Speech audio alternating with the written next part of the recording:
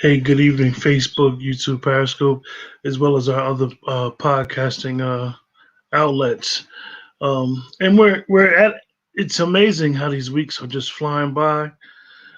It's another Thursday night, 9 o'clock. Jules is sitting there looking like a school teacher today.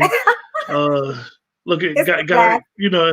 got glasses on, but Jules is the writer of two books. The second book is called Crown Rules 2: How Black Men Love. And Yes, we've been going over each week we go over one of the questions in each episode, and we're all the way on episode 5, but we're at question 4. yes. If you have not purchased the book, please purchase the book on Amazon.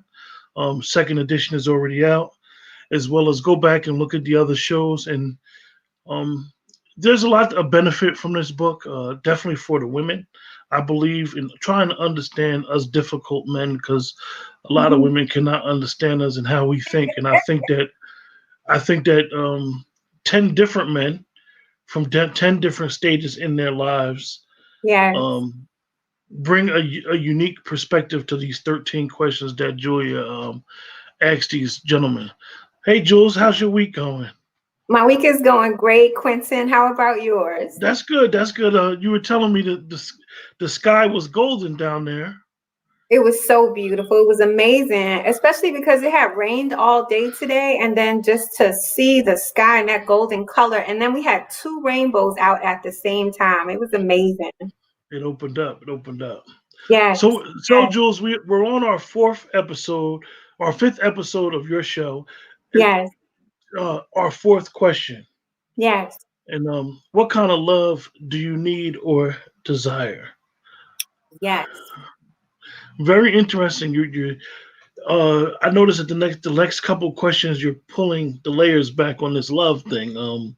What made you go there? Like getting them to describe love, getting them to just explain it. Some people just be like last week, what does love mean to you? And Yes. now you're getting them to pull the layers back off of understanding their understanding of what love is and how they explain love. What made you go there? I think it's important. It was important for me to kind of get a handle on what men are actually looking for in terms of loving relationships. I don't think that we hear enough from men in general, but particularly when it comes to the topic of love, we don't know what you all need or what you all desire. I think that in personal relationship with someone, you might be able to have that conversation. But as we discussed in prior episodes, sometimes it's a little difficult for men to express that to their partners, to be open and vulnerable like that. So I just wanted to get to the heart of it, and we did. We Yeah, did. yeah, we definitely. Yeah, I noticed some interesting things. I know that you took some notes down. I took some notes down, as well as anybody in the chat. You guys, is important. Make sure that you like, subscribe, and share, as well as join the discussion Yes, because love and expressing love and uh, learning what love is and how the love that you need and desire is yes, is different for everybody. It's no standard answer. So maybe in the chat, if you participate in the discussion, maybe we'll learn some things as well because this is each one teach one. absolutely, absolutely. So I know that you took some notes, I did. and I I took did. some as well as I have some things in the book that I do want to read. Okay, I thought was very interesting. I love it. Do you want to go first, Quentin? Lead us off. Now, uh, one of the gentlemen said that he didn't want the type of love he didn't need or desire the type of love where it would be you're good for me now. Basically, the love in the moment. And The I thought that matter. was yeah, I thought that was very interesting that he said that because a lot of times, as we say, person will just love you. Some people come into your life for the season, and Yes. then you got some that come for a lifetime. And I Yeah. think that he speaks of volumes about some of the situations that he had been in his past. Right. Um, and so he was basically saying he needs somebody that's going to understand life the ups, downs, the valleys, the peaks, you know, Yeah, the nooks and the crannies, so to say. But he needed that. He needed that, like the other gentleman that said he needed that unconditional type of love.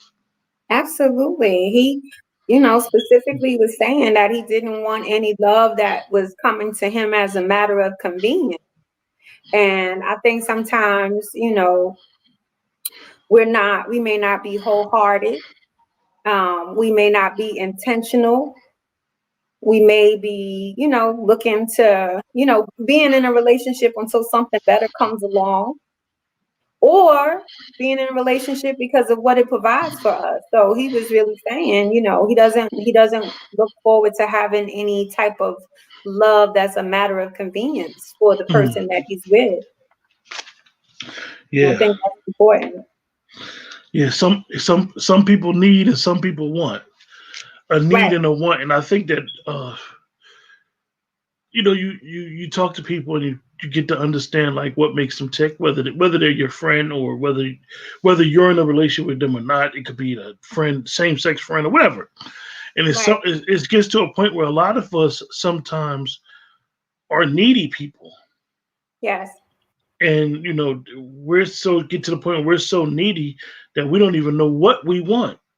Right. We just know that we need the flowers, we need to be pampered, we need to be this, we need to be told, oh, I love you, I love you. And then you got those that don't need that every day, don't need you to tell them over and over because they feel like, I know you love me, you ain't got to keep telling me. Right. Right. Which I think is like one of the reasons why the question is important. I think as we see the answers from the gentleman in the book, we notice, like, number one, that some of them do have needs, some of them do have wants, but then for each of them, it was a little bit different what they needed and or what they desired, and then some of them actually wanted the same thing. And um, what was really beautiful for me to see is that for the most part, our men were looking for the love that helped them to be better men. Yeah, yeah, I got my portion of the book. Okay. This was, let me see, I thought this was interesting. This is the brother Kevin. Okay. He said, I guess for me, it is just understanding me. I don't Yeah. think I'm a complex person, but I Hmm. guess maybe I am a complex person. Yeah. Having a good understanding of me, like my intentions. I try to think of myself as a person that doesn't want to do harm or doesn't want to hurt an individual. So the type of love that I need is for a person to understand my intention, which is not to hurt them, but just to do what I think may be right, or just to do the right thing. I thought that was interesting because he's trying, in my opinion, his whole thing is he's probably misunderstood a lot in Yes. situations that he's been in, and Yes. I think that one of the things that he desires going forward or even now is get somebody to understand like, yo, my intentions are good, I'm a good guy, I'm not trying to hurt you. And a lot of times that happens that we hurt people that may care about us in the process of our journey. Hmm. And he seems like it seems like I know him, so to say, so to say, Right. because he seems very reflective on some of the things that he did in the past. Right. Right. Did you interview him face to face? This interview was over the telephone, Okay. Okay. and I think while he was reflective, it might have been a little difficult for him to acknowledge that maybe sometimes he has been misunderstood.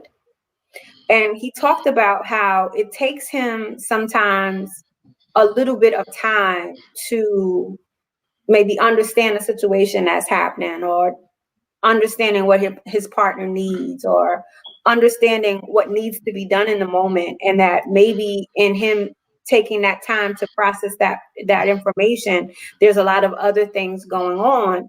And so that when he feels the pressure of, like, maybe needing to respond or react right away, that he might shut down, Mm.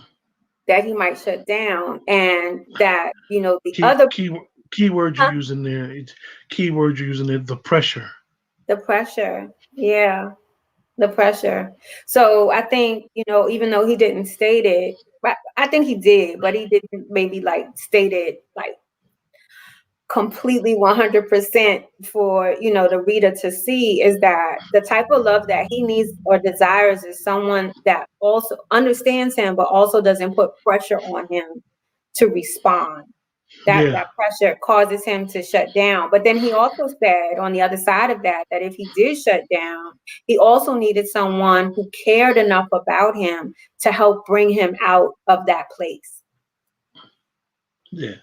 Yeah. I thought it was very, very interesting. He had very, very, very unique perspective. So I know you had took some notes. I told you I got a lot of stuff this. I I did. got a lot of notes. Yeah, I You did know, some stuff today. What did you notice that you wanted to talk about? well, in general, the thing that I noticed in looking at the responses to question number 4 is that for this question, the gentleman really went into detail Yeah. Yeah. explaining Yeah. what they Yeah. needed and they And it's wanted. always and it's always for those in the chat, those that's watching the show, and those that will be watching, or those that may be listening on that may listen on the podcast. And this is always a plug to buy the book. It's on Amazon. Crown Rules 2: How Black Men Love by Julia Dozier. And if you want to get to know this specific question was answered by 10 different men, and it's 10 different answers. 10 Nobody's different. answers really coincide. So I would suggest that if you want to get to, definitely for our female audience, um, if you want to get to know what really ticks with men, as far as this love thing, purchase this book. Purchase this book because you have some of these brothers in their lives, like I said earlier, they're very forward with their feelings. Then some, because they're at a certain point in their lives, they're not as forward with their feelings. And like I said, Julia's book, it takes us on that journey. Um, so we they went in with this one, Jules. They went in. I think the answers to the prior questions that we've covered maybe took up a paragraph or two. What I noticed when I was reading the responses for tonight's episode is that most of the responses covered at least a page or two Yeah, or three. And I think what's interesting about that is that the gentleman, while at the same time sharing what they needed or desired today or moving forward, also had an opportunity to talk about maybe the type of love that they had in the past and the problems with the type of love that they had in the past. So if you're a woman who's reading the responses, you can see some of the challenges that we might present, that we can, give attention to as we're loving our Black men. I thought this was interesting too, and this is from Lee. Oh, okay. He He went he said went he he said went ham. yeah, he went him. He said unconditional, non-judgmental. You know what I Yeah. mean? That's why I only surround myself with free spirits because free spirits, they're not locked into some frame of thought. Key phrase right here. Pay attention. I've never been with a woman and asked her religion because if your religion is not love, if love is not involved in it, it doesn't matter what your religion is. If being non judgmental is not part of it, you're in the wrong religion. If you're judgmental, if you're a taker, if you talk about everybody else, what kind of religion is that? If you're breathing negativity and speaking negativity, words are very powerful, and people don't understand that words are very powerful. Woo! He said a Yes. lot there because a lot of times when people meet, they come with, so what's your religion? What type of,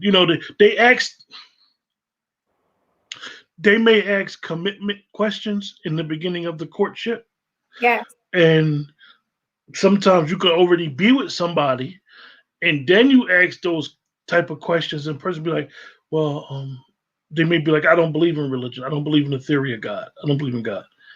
And if you a person that believes in God, that may take you aback, but now your feelings is caught up.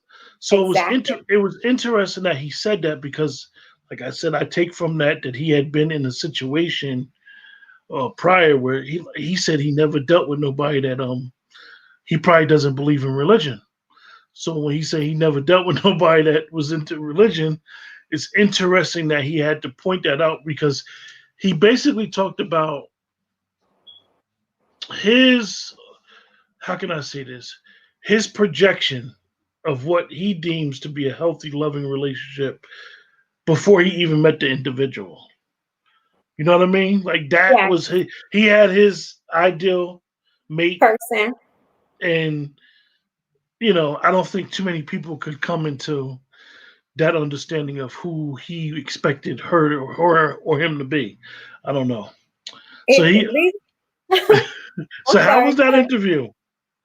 That interview was amazing. Actually, I've known Lee for half of my life, for a very long time, and he is a very interesting person. I mean, from the first time that I met him, which was some time ago, he presented to me different ways of thinking. He shared like information from like Deepak Chopra, and he was the person who started me off with like visualization and manifestation. And so he has a very different way of looking at things. And having the interview with him about love was fun because he was very open and ready to talk about it, but he was also able to share different perspectives on things. And one of the things that I liked about what Lee shared in response to this question in particular is right along the lines of what you're talking about, Quentin. So for him, the idea of not asking for someone about their religion goes into his idea of the representative. And we've talked about this before, the representative being that person who shows up as your dream person. And one of the things that he raised and that he shared in detail is that the reason why they can show up as your dream person is because when you first meet them, you tell them everything that you don't want and everything that you do want. And Mm, so they're able to meet that, but they can't sustain it if it's not who they are. hmm. Yeah, yeah, Did you get a yeah, chance to see that? Did you get a yeah, chance to yeah, see that yeah. part? I thought it was interesting when he talked about being a free spirit. I mean, and having and being around that type of energy. That he probably is non-committal type of guy. When he see that type of energy, even if it's a good person, because we may all have our days where we got some bad energy going on. And Right. when he see the bad energy, he probably be like, "I'm out of here." Gone. like, like I'm out. He ghosts you in a minute. Next, thing you know, he done changed his number up. He going straight to voicemail. You be like, "Dang, I went out with this guy. He seemed like a real nice guy. We went out a couple times, and I just was telling him about, stress from work. Next thing I know, he ghosted me." Gone. And I think that's, a part of the challenge that some of us might face at this particular point in our life, right? So the book interviews men through different stages of their life. And for Lee, I believe he's in the 50 something, 40 something, going into the oh, 50 category. oh, So at that point, he definitely, no, no, no. I'm not. Listen, I'm not in that age group. Um, but I know I'm close to it, and I know that I got friends in that age group. One of my mentors is above that age group, and right. that age group is not beat for the energy. Look, leave me alone. Give me my peace of mind. Go do what you gotta do. I'm good. Please don't get on my nerves. Like Right. I'm good. You all right? You need anything? If you don't need anything, just let me sit back, kick up my feet, and watch Jeopardy and But fortunately leave me alone. leave me alone. Let me do what I Yeah. do. But on the other hand, um, I think if he were to encounter someone who was not superficial and someone who was not looking to pretend or to profess to be all of these things or have all of these qualities that they really didn't have, that he be able to feel that and see that a little bit more easily, and it would be easier for him to connect with them because he knows what he's looking for in terms of relationship and connection. Mm. Yeah, that's something there. That's something there. I tell you, one of the infectious. Yeah, he said infectious, but not overbearing and not smothering. Right. Who was I forget who was that said that. I took that as Connor. that was a note. I thought that was interesting because infectious, like you desire or you want that or you want that kind of love, but you don't want to be smothered. Mm-mm. That kind of like could send like a mixed message. Right. So you have to discuss the balance. I think some of these things are so difficult to approach because if that's the energy that you want and that you would and then you attracted someone who is infectious and Yeah, bubbly and loving and you attract that. How do you tell them to slow down that they're smothering? exactly, No, exactly. You'd be like, the only then down boy. look. Then the other one I know I had took some notes down and I thought this was nice. Um, the only competition between us is who is loving each other more. Whoa, he dropped the atomic bomb on that one. He did. I mean, that was Hermes, and he really came through. Not just in the interview. I think he was very thoughtful about his answers. I think he wanted to. I think he had some things that he had on his mind at the Hmm. time that he wanted to share. And he really went into this question in depth. I did take some notes on what he said that I wanted to share.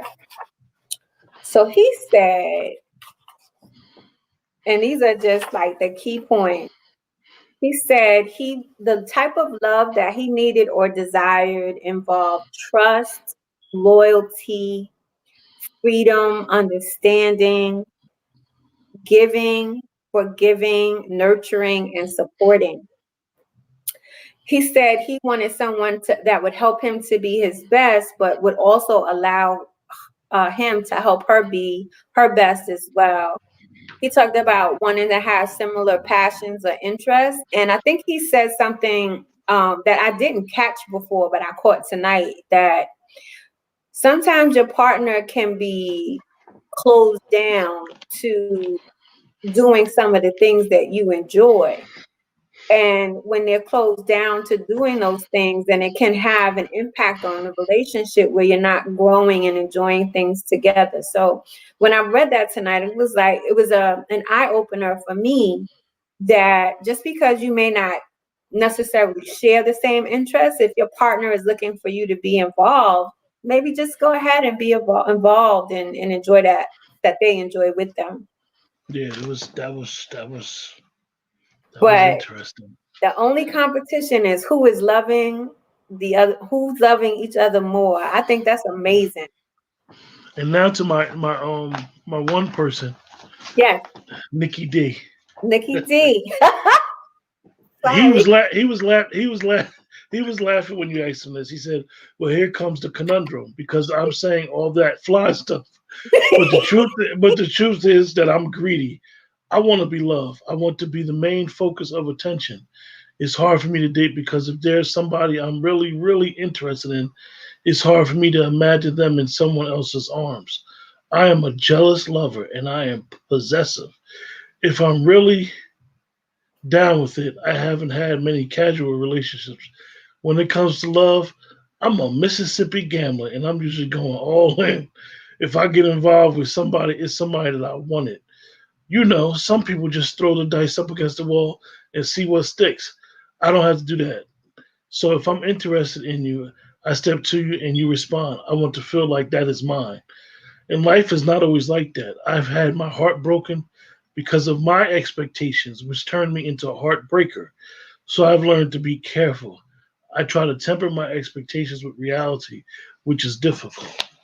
Woo! That paragraph. What you get Woo! from that, Quentin?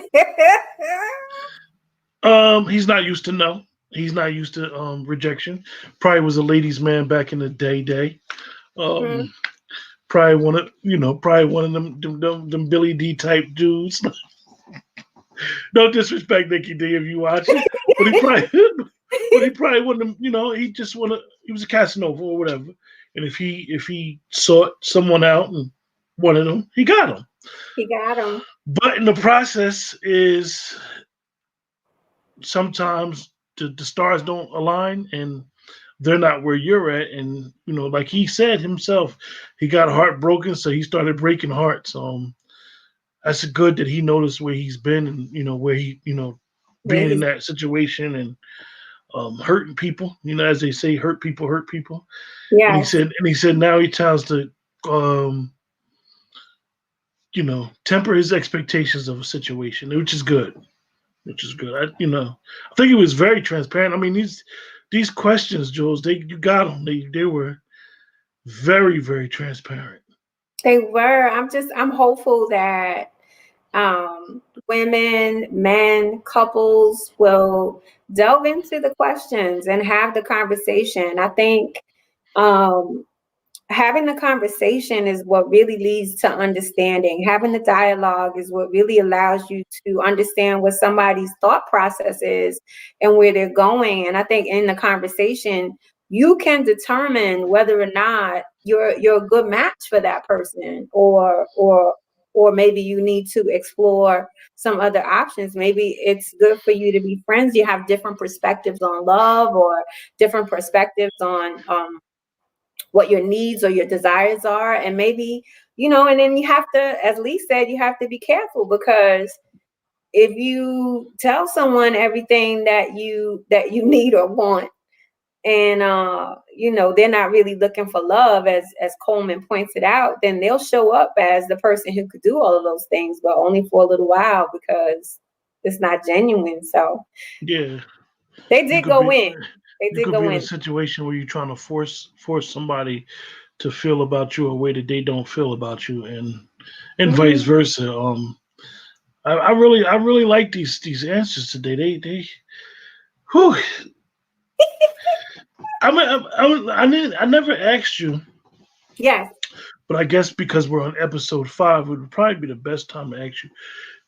Um, After doing this book and then them getting their copy of the book and then them reading it, did they say anything about how them allowing themselves you to interview them, how it has changed their perspective? No, I haven't had that in-depth conversation, but I think that this is a good time to kind of do that. Right now that the second edition is out, Yeah, kind of just maybe look maybe back. maybe have a couple of them on the show. What you think? That would be nice if we could do that. I'll look into Yeah, it. that I will would be look up to into that. that would be up to them if they wanted to come on. I Maybe after we know. get to the 13th question, then we'll maybe you can invite a couple of them on the show and we'll see. I But I'm hope I'm, I'm I quite hope sure. we'll be able to, Quentin, because one of the things in doing the interviews is that some of the gentlemen, although they were willing to be transparent in answering the questions, many of them are anonymous in the book, Okay. you Well, they know? could they could always they could always put an avatar up and nobody see their Yes. face. I mean it's quite understandable. Sometimes people are very expressive with people that they don't know Yeah, quicker than the people that do know them, because sometimes being transparent, people will take your transparency as a sign of weakness. I was listening. I've been listening to plenty of interviews during the day, and I actually caught the interview with Van Jones and Busta Rhymes today. I don't know if you've seen that one, but Busta Rhymes said exactly that. He was talking about like this period in his life where he wasn't, doing so well, and he couldn't really share it and didn't want to share it at that time because, and he spoke specifically about the the expectation of black men to be strong and to not be vulnerable, that if he had shared that information at that time, as we had discussed before, it could turn around and be used against him. So Yeah, that's one of the things that I noticed, that we have to the stereotypes that we have, though those stereotypes, we may sometimes be proud of those stereotypes. For example, the black woman is strong stereotype. That's not always a good thing. We have to, we, allow yourself to be weak. Allow yourself to be vulnerable. Allow yourself to show nurture. Allow yourself to be caring. Allow yourself to be cry, or you know what I mean. Just, I think sometimes those stereotypes, though we some of us may take them as a badge of honor, they really hurt our development. And it's like, I'm glad that you did send me the interview with Buster Rhymes and Vandals. I didn't get a chance to look at it. I'm gonna definitely check it out. But it's good that he felt that way, because I know that he had been through a lot. I think his bodyguard had got killed, stuff like that. So I know that, now he got a new album out. So I'm quite sure that he was very honest and open about where he's at in his life. right, and what he overcame. And just to your point, Quentin, the stereotypes, I think, can be uplifting or they can be detrimental. I think I think it's very positive for a black woman to show up as strong in certain situations, right? Especially where she has the opportunity to acquire what she wants to acquire for herself, or when she needs to speak what she needs to speak, um, or when she needs to, manage what needs to be managed. I think that's important. I think where it becomes detrimental is that if you only view a black woman as strong, then you don't see her sensitivity, you don't see her vulnerability, you don't see the things that she struggles with. And a lot of times, black women have to struggle with things on their own, or do struggle with things on their own, because they're perceived as strong. But we're human. Yeah. And then we, start putting a ton of bricks and responsibilities on her shoulders, that she or he, because a man can't handle but so much himself. It'll break him. It'll Or break the person. absolutely, and I think what's unfortunate is that the idea of the strong black woman or the strong black man has turned into, you can withstand anything or you can overcome Yeah. anything. Goes back to No, the doctors and some of the tests that they did on our women years ago, with some of the things that you guys go through, which we'll probably discuss one day. Um, you know how that stereotype alone, that strong black woman stereotype alone, has been used as a detriment against our women as well. So it's weaponized. yes, yeah, which yes. So next week's episode: how do you maintain love? How do you maintain love?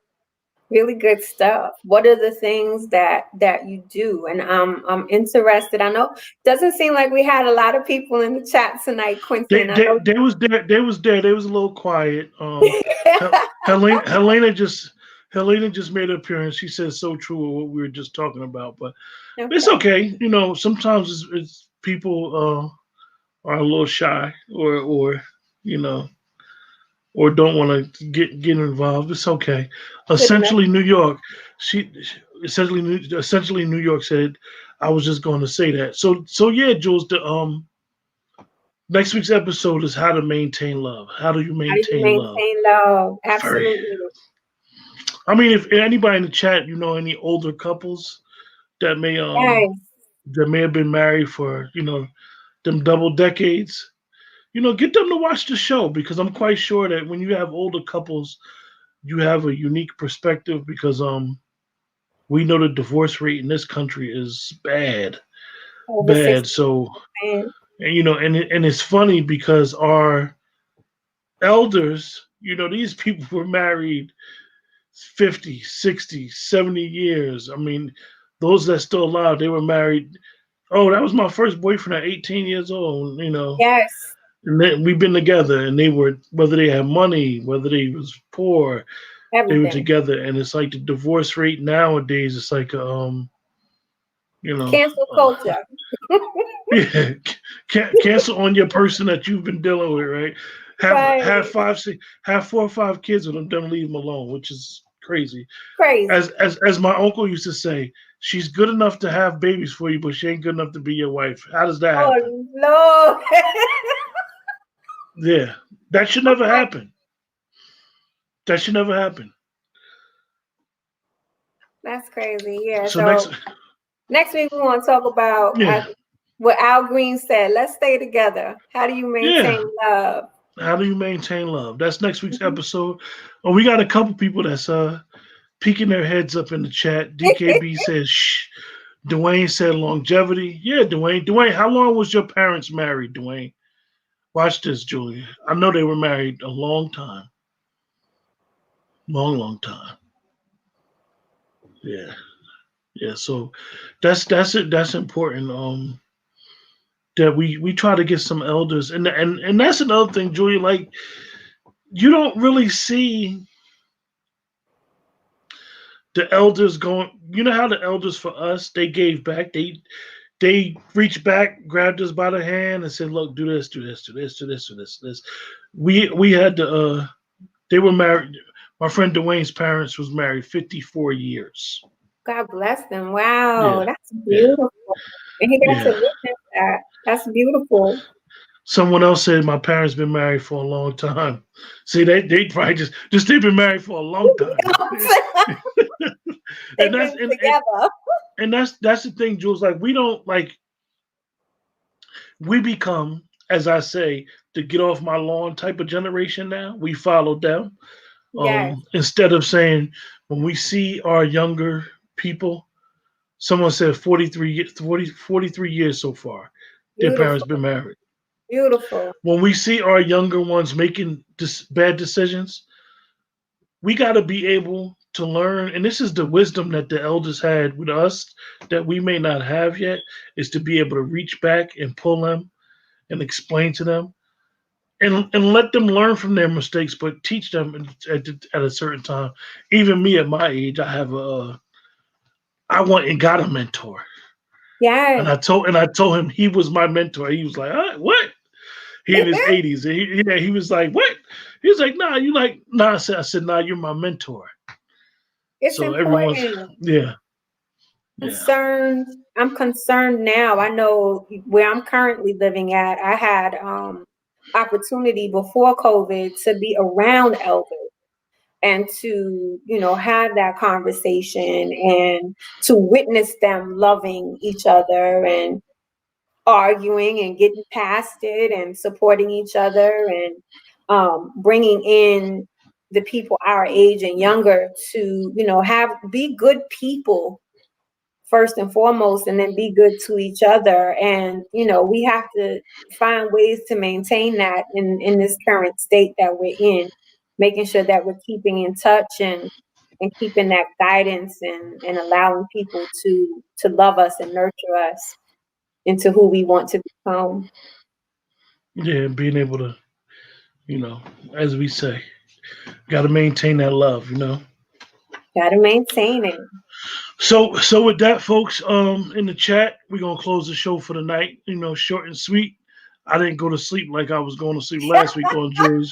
She she's sitting here. She's sitting here like looking like diary from a marriage counselor. Got a black topper with the black frames. So she, she's sitting here like, class is in session.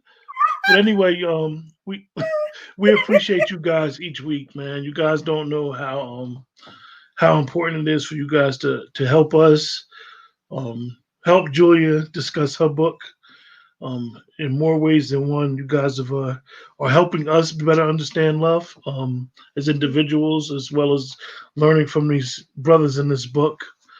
And we appreciate you guys, and hope you guys join us next week at 9 o'clock every Thursday. Next week's show is how do you maintain love. How do you maintain love?